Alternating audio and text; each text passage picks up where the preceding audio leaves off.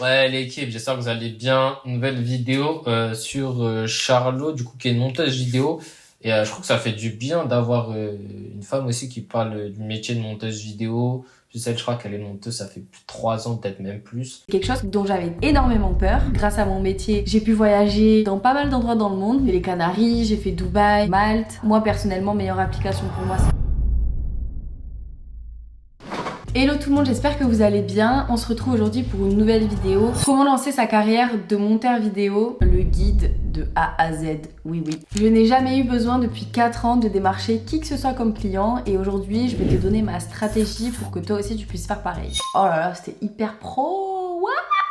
Je me présente, je suis Charlot, je suis monteuse vidéo depuis plusieurs années maintenant et j'ai pu travailler pour beaucoup d'influenceurs que tu connais très certainement comme Bastos, Victoria Meo ou encore Osan RTHL. Et oui, je suis devenue libre et indépendante grâce au montage vidéo dès mes 20 ans. Aujourd'hui, on va comprendre comment faire pour lancer sa carrière de monteuse vidéo en freelance à partir de zéro, même si t'es... Félicitations à elle, hein, parce que du coup, moi, c'est un peu plus quand même. C'était pas à 20 ans, je crois, je me suis lancé à temps plein. J'ai quel âge? J'ai 22. Ah si, ouais, après moi, c'est particulier. J'expliquerai ça une fois, mais moi, c'est un peu plus particulier. Mais franchement, bravo à elle, parce que c'est vraiment pas facile, hein. Les gens, ils pensent qu'être monteur vidéo, t'es juste chez toi, tu fais le travail, tu peux aller travailler où tu veux, et les gars, si vous saviez. Bref, les nuits blanches, les prises de tête, c'est vraiment une dinguerie. Mais en plus, j'aime bien déjà quand même, là, sa propre identité visuelle, etc. Franchement, c'est intéressant. Et que tu connais rien en montage vidéo. Donc du coup, c'est parti, mais juste avant, n'hésite pas à t'abonner à ma chaîne pour avoir un peu plus de tips. Conseil numéro 1, apprendre le montage vidéo. Effectivement, pour commencer notre activité de monteuse vidéo freelance, c'est plutôt pratique de commencer par là. D'ailleurs, si jamais tu le souhaites, j'ai créé ma propre formation de montage vidéo qui est disponible en description.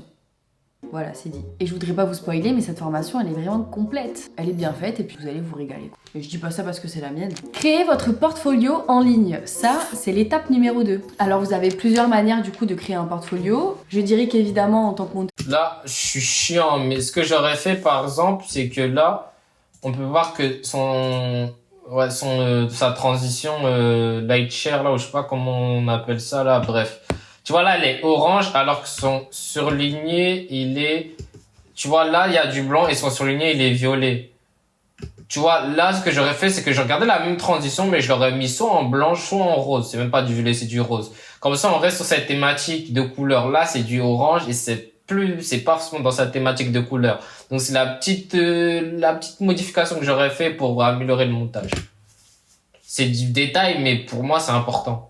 Pour vraiment garder cette cohérence en termes de couleur. Bref. Vidéo, le mieux c'est de faire une vidéo, ça paraît logique. Mais vous avez à ça plusieurs solutions. Vous pouvez créer un portfolio avec des liens à l'intérieur très facilement sur Canva.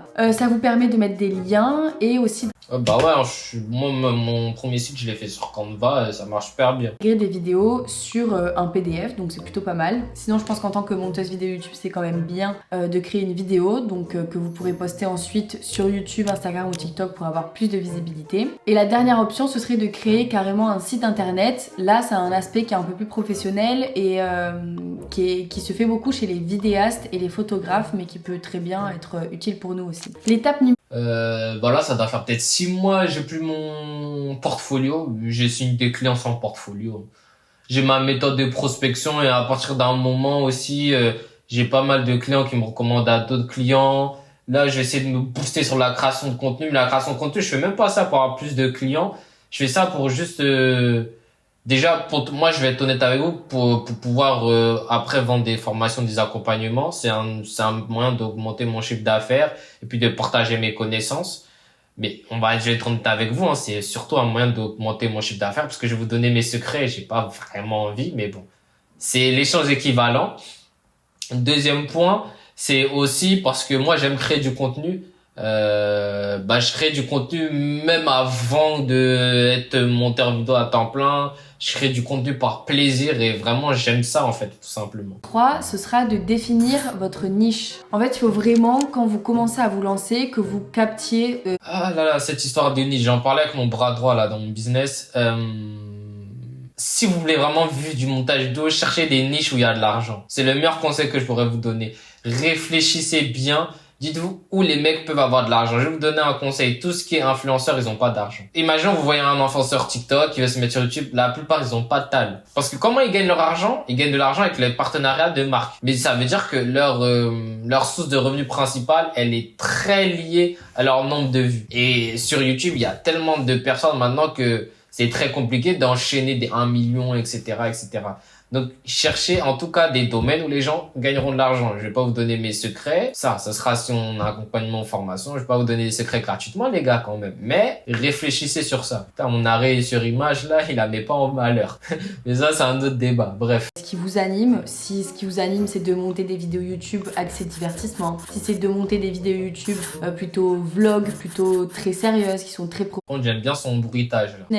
Et surtout, demandez-vous quel genre de contenu vous. Après, on me voit là, je donne des retours, des trucs, et les gars, je fais plein d'erreurs aussi, hein. Il y a plein de mauvais trucs que je fais également. Je suis pas le monteur ultime et je le serai jamais, hein.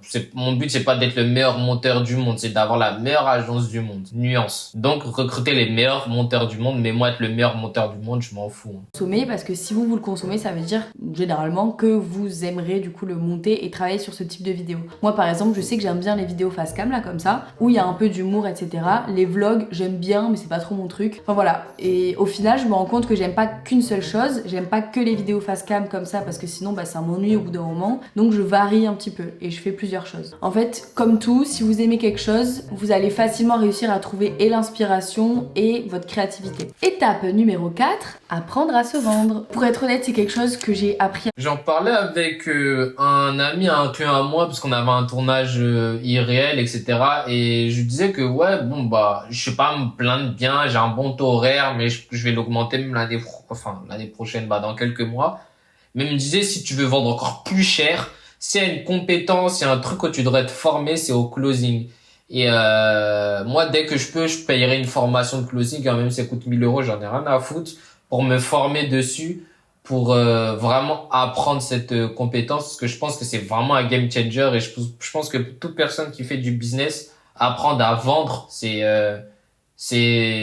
la compétence à avoir pour moi. Franchement, ça peut faire toute la différence. Là, il y a pas longtemps, je savais pas me vendre, vraiment. C'était quelque chose que je savais pas faire et j'avais peur de dire mes prix. J'avais peur d'augmenter les prix. Même moi, il y a encore quelques mois, j'avais hyper peur de dire juste mes tarifs. C'était quelque chose qui me terrifiait. J'avais trop peur de dire mes tarifs et de m'imposer, de réussir à me vendre, de dire non mais je fais un taf de malade et tout machin. C'est quelque chose dont j'avais énormément peur. Et alors là, quand ça devait parler d'augmentation de prix, etc., franchement, il n'y avait plus personne. J'étais en train de m'enterrer sous terre. Donc, j'ai appris au fur et à mesure que si je fais pas ça, en fait, je vais mourir parce que je travaille pas pour rien, quoi, c'est normal. Donc j'ai appris maintenant à me vendre, à prendre confiance en moi, et aussi à force de travailler et de me rendre compte de ma valeur, je sais maintenant me vendre, c'est beaucoup plus facile pour moi. Donc voilà, c'est hyper important. Vendez-vous des montages vidéo, quoi, pas...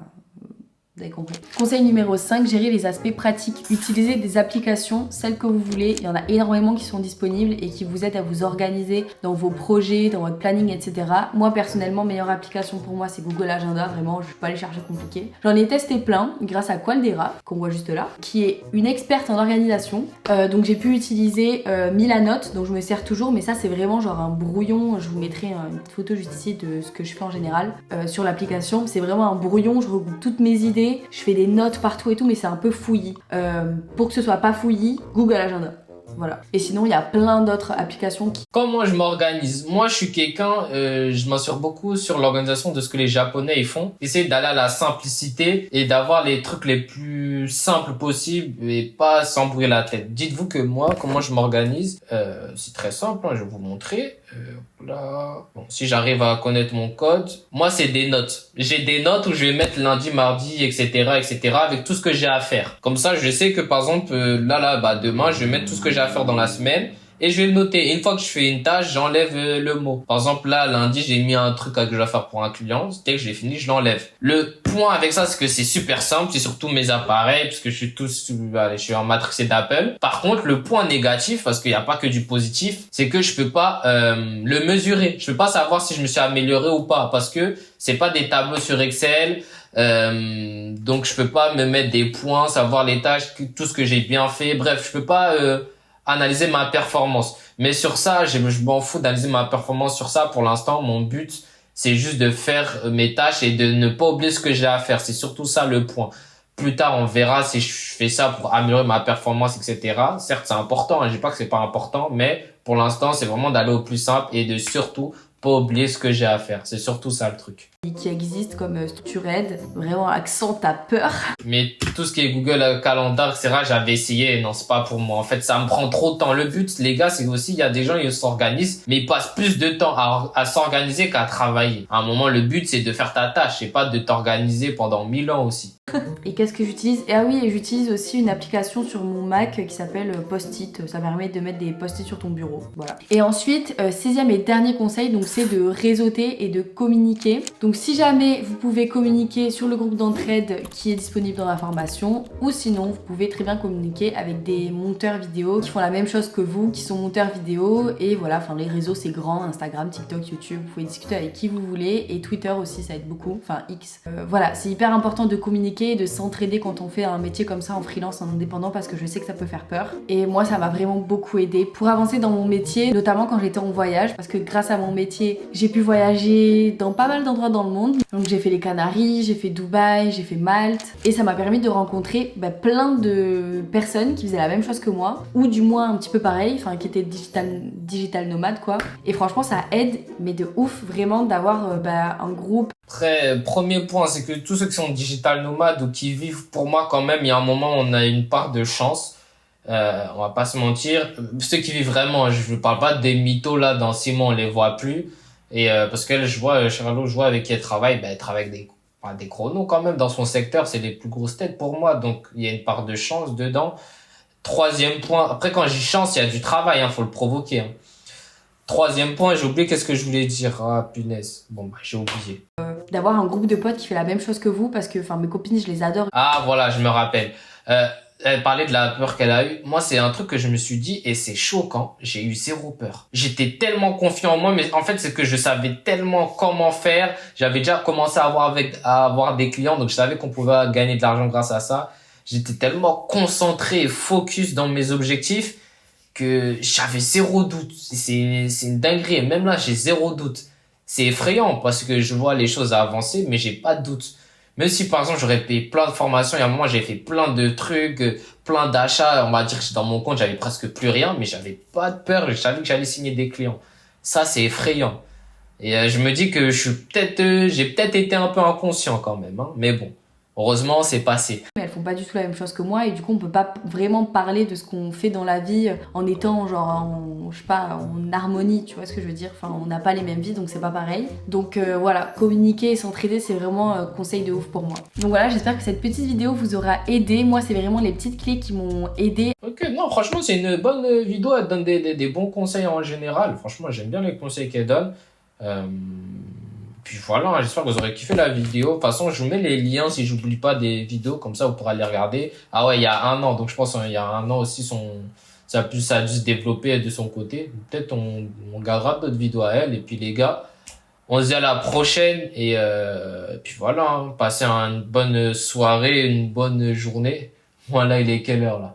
Il est 2 heures bientôt là, et on charbonne. En plus, j'ai pas fini, donc souhaitez-moi courage. Allez les gars, on s'attrape.